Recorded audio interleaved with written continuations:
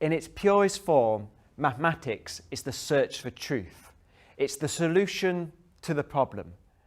This year is a special year for me and other mathematicians like me, as it marks 100 years since the birth of Alan Turing, who possessed perhaps one of the greatest mathematical minds of the 20th century. Turing was a mathematician, cryptographer and pioneer of computer science, whose life was one of secret triumphs shadowed by public tragedy.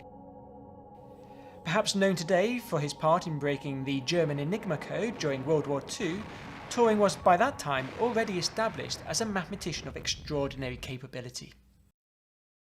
Born on the 23rd of June 1912, Turing spent his childhood split between Hastings in Kent and Sherborne in Dorset, displaying a precocious talent at school for maths and science, including condensing Einstein's theory of relativity for his mum at the age of 15. Turing's abilities led him to receiving a scholarship at King's College, Cambridge. He arrived here to study as an undergraduate in 1931.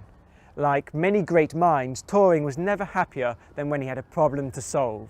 And in keeping with the exceptional skill and ambition he had already displayed, he turned his attentions to the decision problem, or Entscheidungsproblem in German.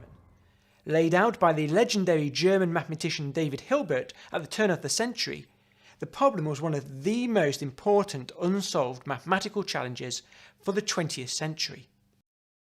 It was here in the spring of 1935, by the flow of the River Cam at Grantchester Meadows in Cambridge, that Turing decided to take on the giants of mathematics at the time.